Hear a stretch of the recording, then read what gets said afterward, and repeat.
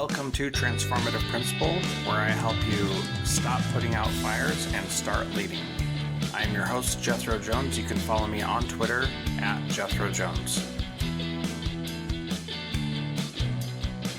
All right, welcome to Transformative Principal. This is episode 531, and we are continuing our coaching calls with Eric.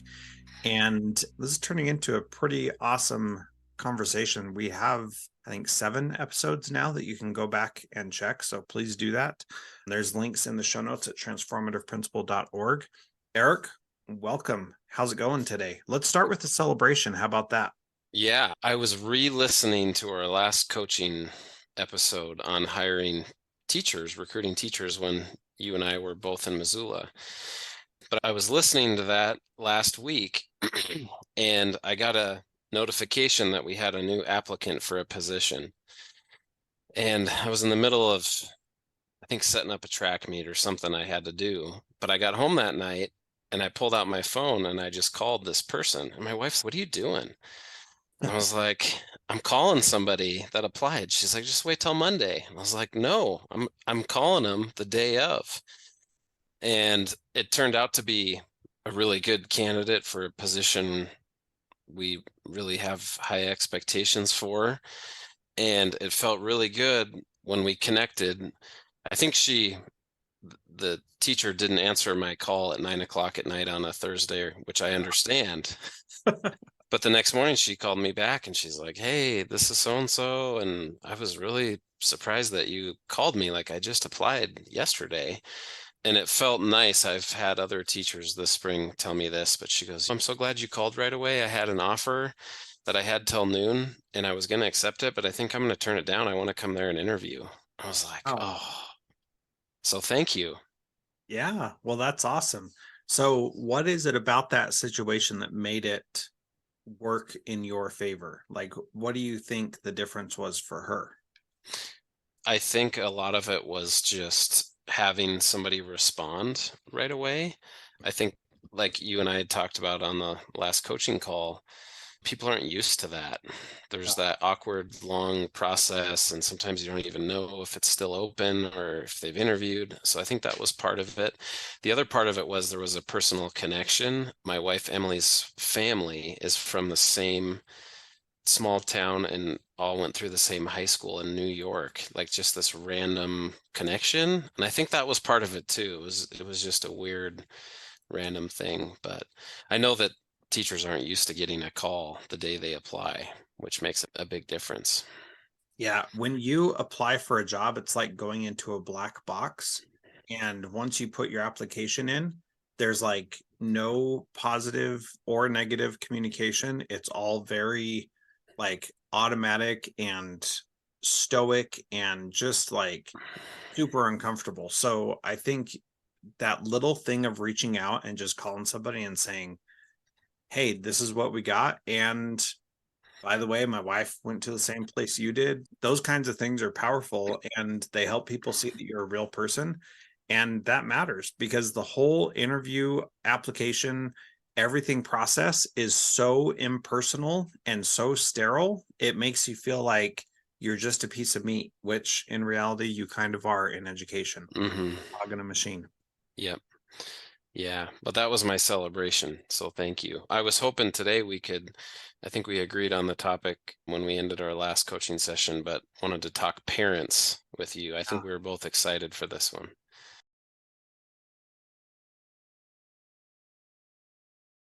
Yes, I am excited for this one. So what's on your mind about parents? Well, I think being a new principal, which has kind of been the theme of our coaching call, like coming in new, every community has its own unique culture and traditions. And I think parents are a part of that, like their role and what they expect of principals is different in each community. Like anywhere, I think the place that I'm at, there's some really great, helpful, positive parents that, like, I had asked some people at the start of the year, who's on our parent advisory? And no, there wasn't one. And so it started slow. We tried to, I think we had, God bless the 2 brave parents that showed up and awkwardly met with the principal in the fall, you know, but it's built, and we had up to 25, 30 parents at our last one. So there's some positives. Like if you give them a role and say, hey, I want your input, here's some things we have to decide, that's been great. But there's also been some challenges, and I've had some of the honestly just meanest, nastiest parents that I've had to deal with. And I've struggled with that because usually when parents are upset, it's because something happened to their kid or they disagree with your decision. I get that. But here's two examples. Before the school year started, I had multiple parents tell me being a successful principal is all about being popular. Mm, All you have to do is make everybody happy and get everybody to like you. yeah. And I'm just like, really? Is that what people think? Or is that how this has that been the expectation? I don't think that's what it's about. I don't think you can make everybody happy. So that's one thing, like when the parent expectation is very different than your own, how do you find some common ground and build some positives with parents? I know that parents can be one of the toughest parts of being in education. Teachers, you hear that from teachers, whether it's lack of support or just unreasonable expectations from parents, unreasonable communication from parents. So, what would you recommend, or what are some ideas around like when parents have very different expectations? This is to me a very fun question because we often in education get on the other side of the table from parents, and we should never be on the other side of the table. We should always be on the same side working together. But it's easy for us to get confused and get lost and not focus on the right things. And this is one of those areas that I really get excited talking about. And I haven't written a ton about this, mostly to protect, the parents that I've had to deal with. But I love it when I have angry parents because they're passionate. And I want to use judo moves to get that parent to turn their passion towards helping their kids, not turn their passion towards fighting me. So there are a couple of core beliefs that I think help me with that. And so I'm going to talk about those a little bit here. Number one, I believe that education is the parent's responsibility, and we as educators step in and help in a government funded, supportive kind of way. So I always start from that premise. It is your responsibility to teach your kids. How can I help you in that responsibility? And by starting from that position, what you're telling the parents is you respect their position as parents, you believe that they are doing the best that they possibly can, and that you want to be a service to them, not a commander or a director of everything, but you want to help them. And when I explain that clearly to people, education is your responsibility and I'm here to help you. How do I help you make your child into the best adult that we can? That's my job. People have responded very positively to that. Any feedback or thoughts on that first? It's kind of counter to what I think a lot of schools feel, where we've had to take on more responsibilities as a school because they don't get them at home. But I agree with you. It is the parents' responsibility, and we are here to help. Yeah, so let's talk about that piece a little bit because that's a very judgy thing for us to say as educators, that we have to take on all this additional responsibility. If a parent asks for it and needs it, then we're in the service business. We should definitely help them out and do what we can. But if we start with thinking they are the primary people responsible and we're just there to help them, that is a powerful way for us to change that conversation with them, even if they're not doing a quote unquote great job in our eyes of raising their kids. And so when you start with that approach, you automatically cede the authority and the power in that situation to the parent. And then when they say things like, this is what needs to happen, then you can say, well, educationally and in our system, those things can't happen. So, like, for example, If your kid gets in a fight, we have to remove them from the situation to protect the other students who could be afraid of what happened. That doesn't necessarily mean out of school. Maybe in your school it does, maybe it doesn't, but that means that we have to take some time away. Now we have them away from everybody else. What can we do during that time to help them make better choices? My kid didn't do anything wrong. I don't think there's any issue at all. If that happened again, I'd tell them to fight again. Okay, thank you for that. I appreciate that. We will build from there. Here are the things that we want to do to help your student. Do you want them to let their emotions be in control of them all the time? No parent is going to say, yes, I want my child to be controlled by their emotions only. Do you want your child to make good decisions? Of course, I want my child to make good decisions. Great. We're going to talk about how to help them not resort to violence when something that they don't like happens. And taking those simple approaches, I'm explaining it here briefly and succinctly, but that's a longer conversation that takes time to get to. But it's a valuable conversation to have, and to take that approach of you're the one responsible for teaching your kids these things, and we are here to help you do that. Even if we don't agree on teaching them the same things, we're going to give another perspective to help them make what we believe are better choices. And then the final thing about that is there's a way that you play the game of school, and we need to teach your child how to play the game of school, because what they just did does not enable them to play the game of school effectively. And we want them to be successful in this system. So we're going to teach them how to do that. And if you don't know how to teach them how to do that, or don't want to teach them how to do that, we are happy to do that for you and help make sure that they understand how to be successful here at school. So can I share a little story about how this happened for me? Yeah.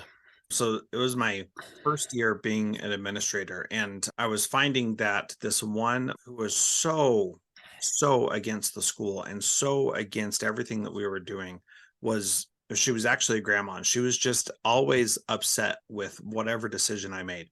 Her boys, who were her grandsons, got in a lot of trouble, and their mom was in prison, and this grandma had spent time in prison, and there were always shady guys around the house.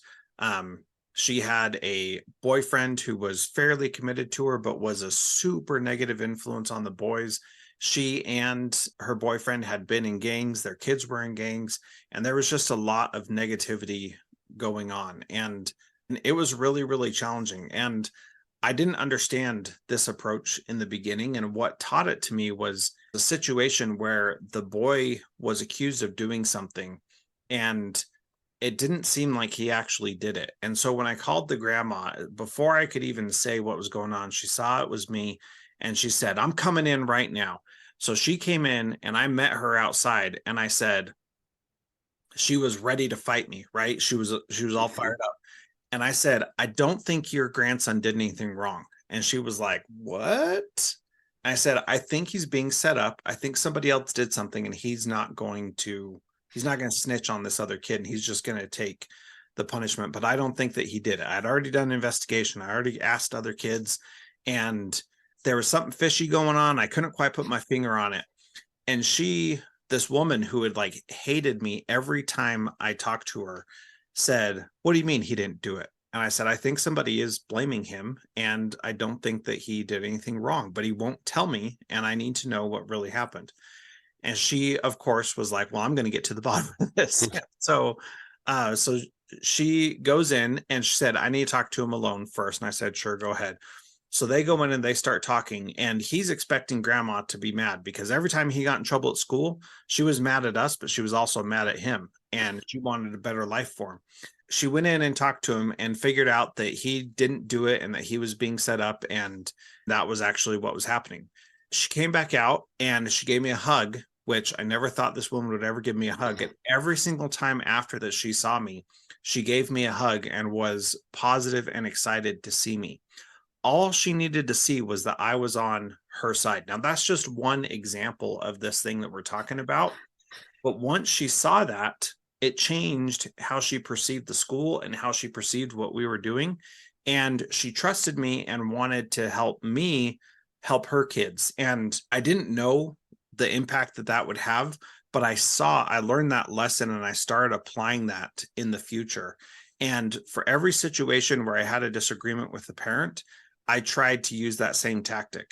Now, to be honest, it didn't always work. There are two instances that I know of where my efforts to help parents were severely shot down and they didn't appreciate what I was doing and didn't want to have any of it.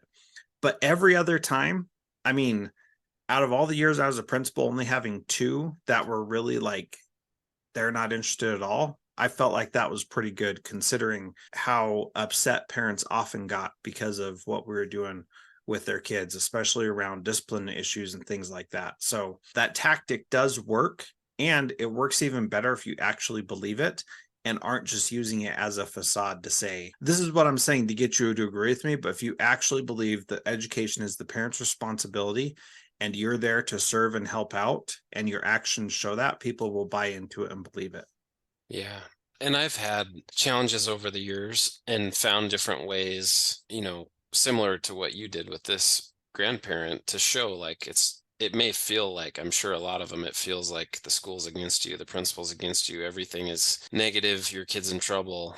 But building relationships, sharing positives, like I've had good success with that. But what about parents that there isn't even really a reason or a disagreement or a discipline thing, but they still just want to be angry and fight? Like I had one at parent teacher conferences in the fall. Never met the parent, asked to meet with me, said absolutely, introduced myself, didn't know even who their kid was. And the first thing the parent said when we got in the office and shut the door, well, I'm recording this conversation and I have a lawyer and I'm suing you. And I'm like, I don't even know who you are. Like, what could you possibly be mad about? Parents will threaten to sue you or whatever through IEP stuff or discipline stuff, but it wasn't even one of those. And it's like, they just want to come in and fight. I don't even know how to really respond to that. Or, I've had staff and even kids ask me about like the podcast where they listen, but something a parent said the other day, they were upset about something, and I called them at the end of the day to be proactive, like with good intentions. I want to give you a heads up before I leave tonight. Here's what I found out. And it turned into just an absolute tirade. You are the worst principal. I'm going to get you fired. I'm coming for your job. And then the cherry on top was, maybe if you cared more about doing your job instead of doing your stupid, can I cuss if I'm quoting? Yes, go ahead. Than your stupid fucking podcast. And I'm like, what? What are you so mad about? What are we fighting about? It's hard to do anything other than just hang up. Like, it's hard to build a relationship and work with that. Have Yeah. you had similar experiences? Yes, as you know, I've been doing the podcast ever since I started being a principal, and so I've had lots of experiences with that. I mean, number one, congratulations that your podcast is successful enough that people are listening, and that's a good thing. So I want to address that first because what you're doing with this podcast is actually way more impactful than that parent probably realizes. You're literally finding people who can help you be a better principal and trying to ask them questions that are directly pertaining to the struggles that you're facing as a principal. Now, I don't know what this parent wants, but if they don't want someone who is actively seeking to improve themselves and be the best principal they can, I don't know really how to help them, to be honest. Mm-hmm. I hope that parent is listening, and I hope that parent understands that you are going above and beyond what most principals do by doing this. You don't have to do a podcast. Most principals don't. You don't have to continually seek to get better. Many principals don't. Many principals do the district provided professional development, maybe go to a conference each year, but that is pretty much it. And the fact that you are like taking time to research and improve yourself should be a badge of honor that everybody in your community is grateful for and excited about. That's how I perceive it. And if they're not, and they think that this is somehow a distraction, then they are woefully misguided and don't understand what's really going on. And I would love to have a conversation with that person about that and say, here's what it looks like. Here's how I decide who I'm going to interview. Here's the questions that I think I'm going to ask. And for me, and I'm pretty sure for you, it's all about improving yourself and getting better yourself. That you're not doing this as a way to like become famous or get any attention. In fact, that's not even what is on your list. And for me, when I started this podcast, it was really, how do I get here and really accelerate my growth? And what I call it is learning in dog years, that you're able to learn so much faster because you're asking experts how to solve the problems that you're facing each day. So you're going above and beyond. You said, what about when there isn't a reason and somebody just wants to fight? There is always a reason. And your job as the principal is to figure out what that reason is and then get on the same page as them about that. Anytime that comes up, you want to figure out what the real reason is. Why are they really upset? And get on the same page with them about that. There is almost nothing that they can say or that they can be going after that you are going to see drastically differently from them, that you can't find common ground and get on the same page. So that would really be the key for me. Figure out what's really going on and get on the same page and say, I want what you want, and be serious about it. If you really don't want what they want, then redefine the problem till you get to a place where you do want the same things as them. That's very, very important. Defining the problem in such a way that you both want the same thing is key. Let's work through that just a little bit. What are you thinking when I say that?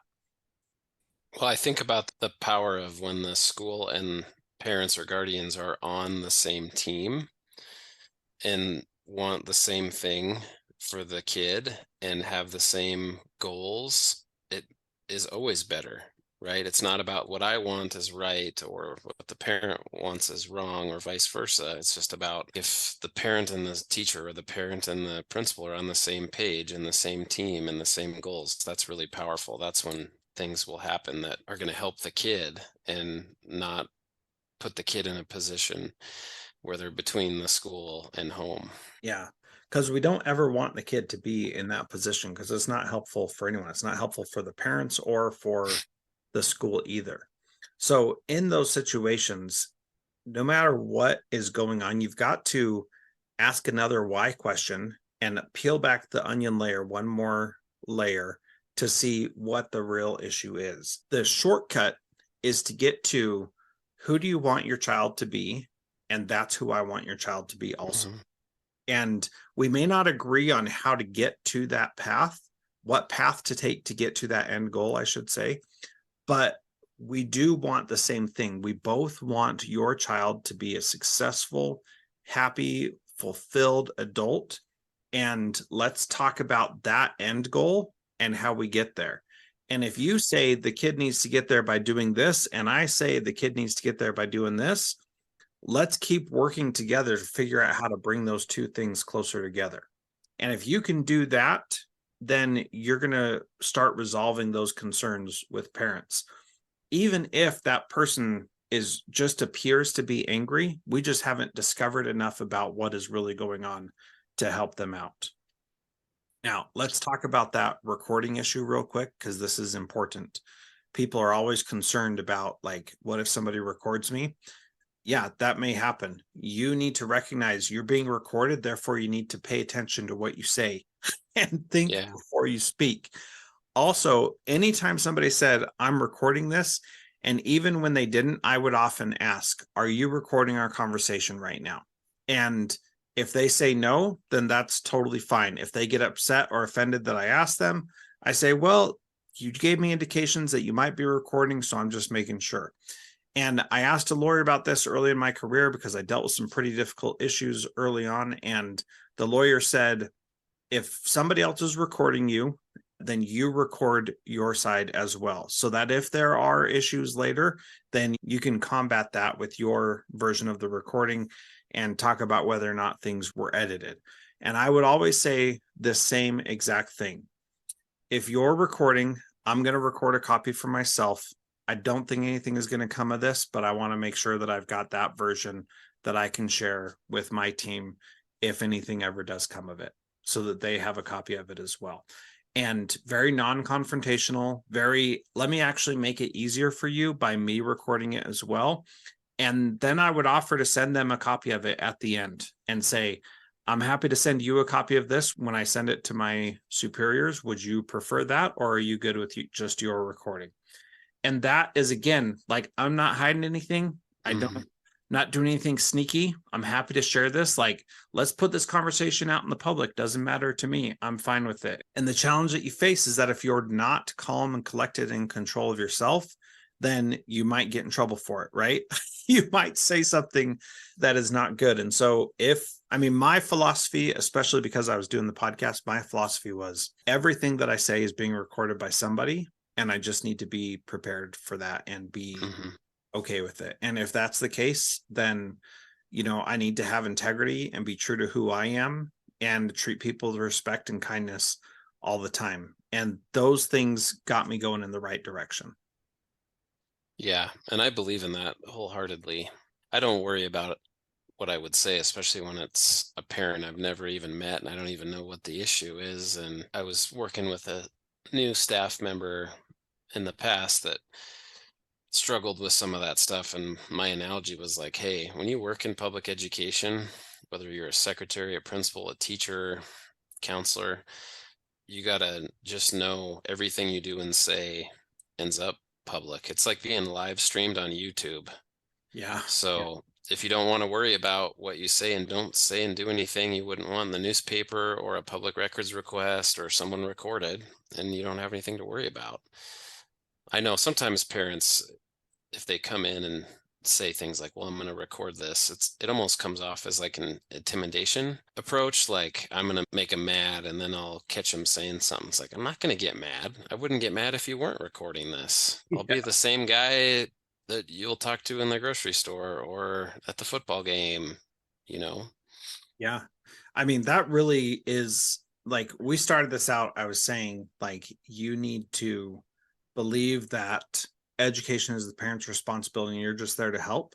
And if you really have that core belief and you go back to that all the time, and that's who you are in every situation, then you're probably going to be okay, even if you make controversial decisions, which I did and I continue to do. And not everybody liked them, but I was never duplicitous about that. People always knew that what I was really doing was what I believed was best for their kids. And I could stand behind that 100%.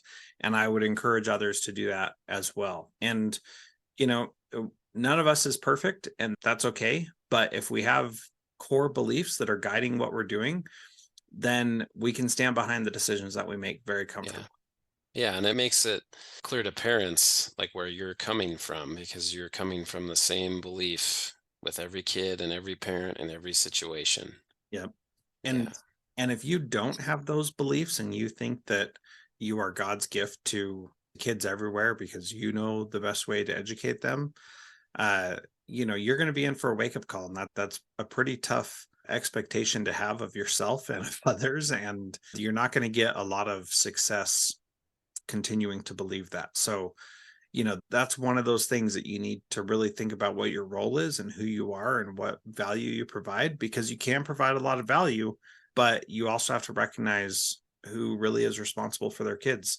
You're responsible for them when they're in your school, and you better do your best to help them be successful. But if the parents decide to move, like, you're out of the picture, and it's a different principal or a different teacher in the way on that path, and you don't have any control over those things. So education really is the responsibility of the parents, and we're just there to help in the best way we can for as long as we can while their kids are in our school. And if it works out that it's for a long time and we build relationships where it continues after that, then that's a blessing and an honor. Yeah. No, I like that. That's a good way to approach the challenge. Is that all you hope for and more with the parent topic today? This was good. I mean, I feel like I could talk about this for hours, but I think that's a good place to end. Next time we meet will be our last one for this school year. So I'm looking forward to that. And hopefully we've got some good stuff to talk about then. Any ideas of what you might want to talk about next? I have a lot of ideas. One of the big ones would be when I came in new this year, there's so many things you're focused on that you have to learn that I did not have things in place and ready for, and even really focused on helping new staff transition in. And so I know in the fall, that's something I have to do a better job of. And we won't have as many new staff. We won't have a new principal and a new assistant principal and a new secretary and 8 new teachers in one building. So that alone will be good. We'll have less turnover, but thinking about what's important for those new hires coming in to be successful. And that was something that everybody knows is hard.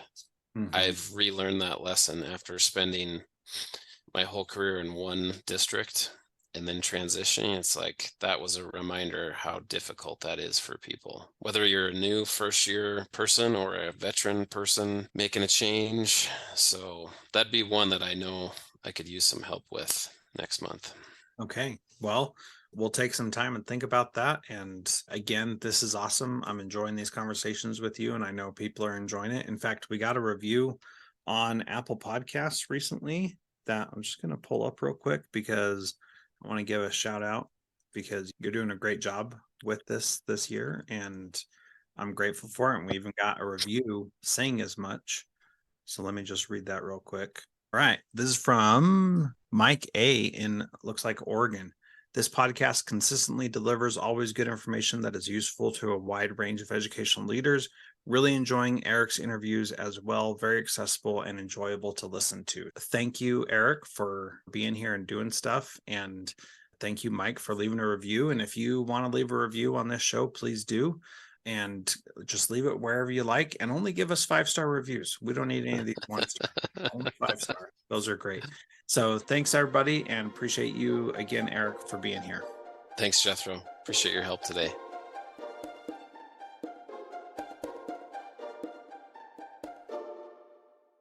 Edited by Gage Sanderson.